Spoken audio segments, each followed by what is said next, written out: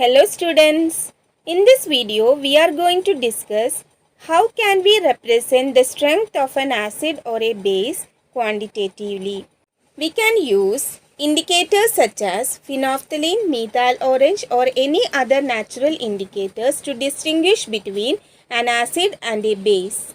And we know that hydrogen ions or H plus ions are responsible for the acidic nature of acids, and hydroxide ions or OH minus ions are responsible for the basic nature of alkalis or bases.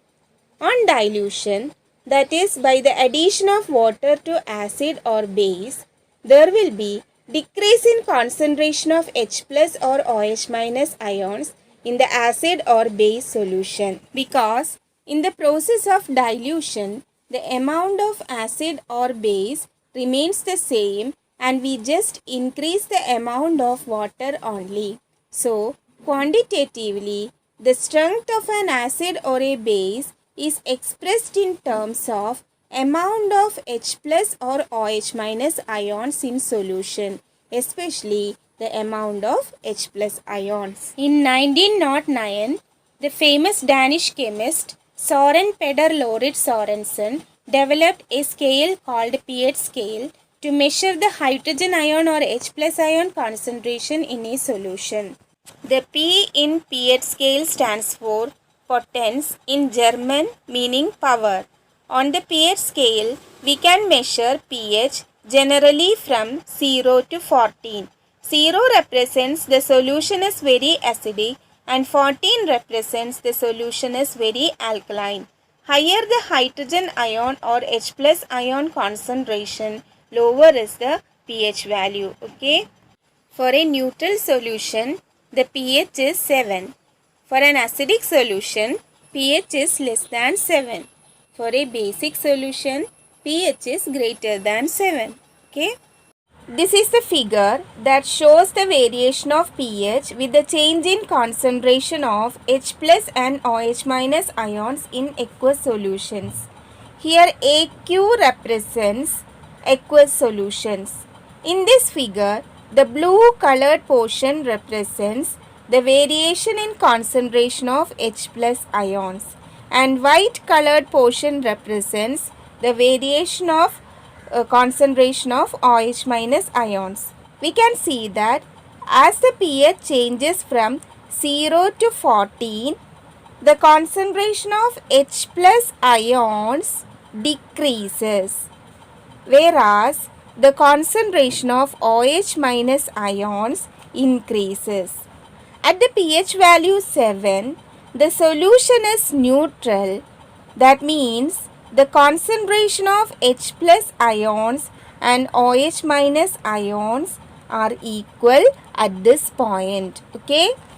As the pH changes from 7 to 0, the concentration of H plus ions increases, and at the same time the concentration of OH minus ions decreases, and as a result the acidic nature of the solution increases.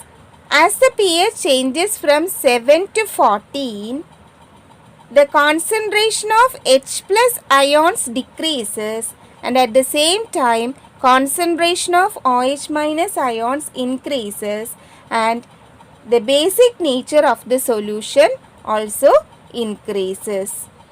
So, when the pH is 7, the solution is neutral, and when the pH is less than 7, the solution is acidic in nature, and when the pH is greater than 7, the solution is basic in nature. Okay. Generally, a paper impregnated with the universal indicator is used for measuring pH of a solution, and it is called pH paper. Universal indicator is a mixture of several indicators. The universal indicator shows different colors at different concentrations of hydrogen ions in a solution. For each pH value, there is a particular color. So, by comparing with this color, we can determine the pH of a solution. Okay. Let us check the pH of some solutions using this pH paper. This is pH paper, and here there are values from 1 to 7, and here there are values from 8 to 14, and for each pH value there is a particular color. Here I take lemon juice and soap solution. First we can check the pH of lemon juice. For that we can dip one pH paper into lemon juice. Let us see what happens. And the color of the pH paper changes like this. Okay.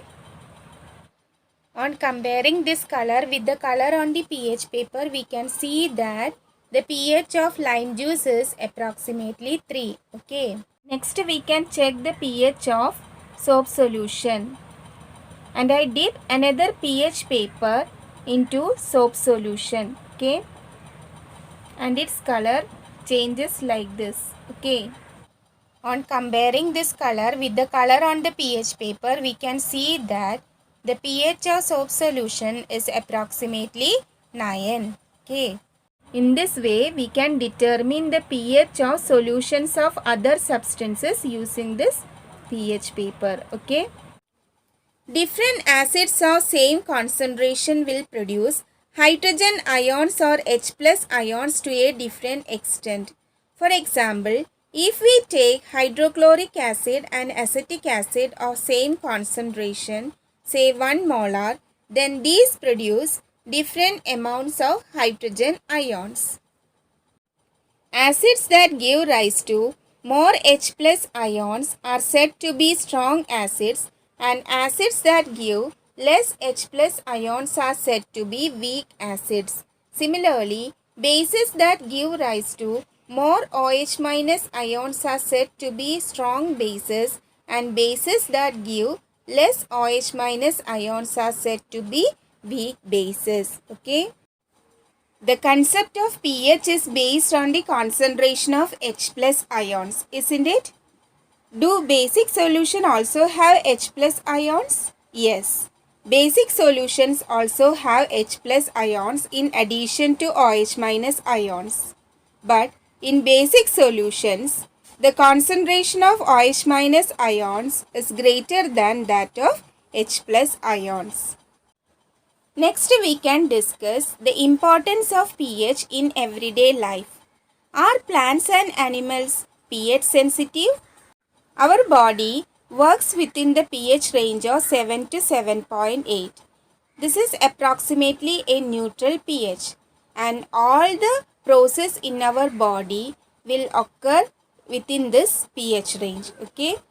Living organisms can survive only in a narrow range of pH change. Due to atmospheric pollution, the acidic gases such as carbon dioxide, sulfur dioxide, nitrogen dioxide, etc. will dissolve in rainwater, and they are converted to carbonic acid, sulfuric acid, nitric acid respectively. And as a result, the pH of the rainwater becomes less than 5.6, and this rain is called acid rain. When the acid rain flows into the rivers, it lowers the pH of the river water. Then the survival of aquatic life in such rivers becomes difficult. Okay.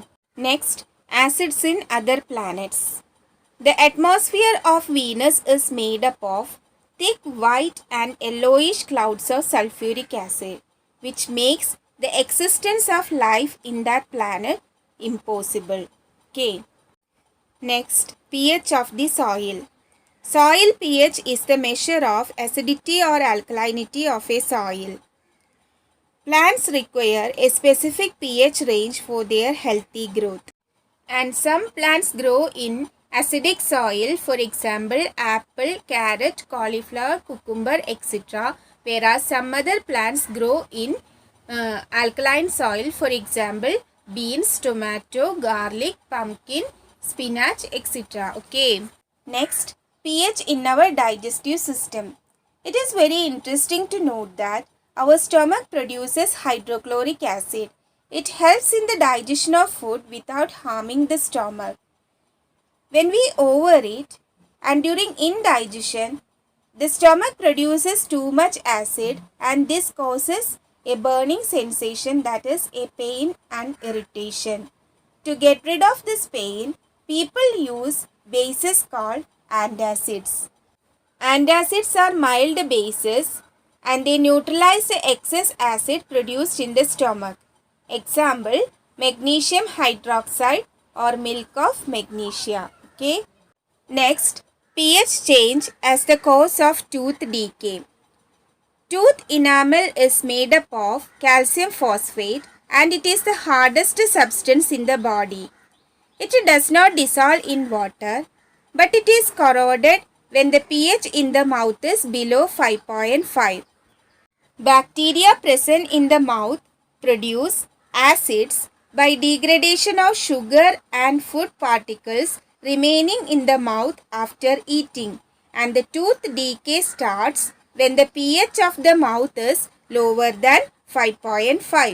The best way to prevent this is to clean the mouth after eating food. Using toothpaste, which are generally basic for cleaning the teeth, can neutralize the excess acid and prevent the tooth decay. Okay. Next, self-defense by animals and plants through chemical warfare. Have you ever been stung by a honeybee? Bee sting leaves an acid which causes pain and irritation. Use of a mild base like paste of baking soda on the stung area gives relief. Similar is the case of ant sting also. I think this plant is familiar to you. Its name is nettle. It is a herbaceous plant which grows in the wild. Its leaves have stinging hair which cause painful stings when touched accidentally. This is due to the methanoic acid or formic acid secreted by them. A traditional remedy is rubbing the area with the leaf of the dog plant, which often grows besides the nettle in the wild. Okay, the dog plant will secrete basic substance and it will neutralize the acid produced by the nettle. Okay, this is the warning sign displayed on the containers containing concentrated acids and bases, and it indicates that such substances should handle with care. If a few drops of a concentrated acid accidentally spills over the hand, what we should do? The hand should be washed immediately with plenty of water and a paste of baking soda, which is a base, must be applied to neutralize the acid. Okay. Next, let us discuss some naturally occurring acids. The acid present in vinegar is acetic acid. The acid present in orange is citric acid. The acid present in tamarind is tartaric acid. The acid present in tomato is oxalic acid. The acid present in sour milk or curd is lactic acid. The acid present in lemon is citric acid. The acid present in ant sting is methanoic acid or formic acid. The acid present in nettle sting is also methanoic acid or formic acid. Okay. So, these are the examples of some naturally occurring acids. I hope you understood the concept. Okay. Thank you.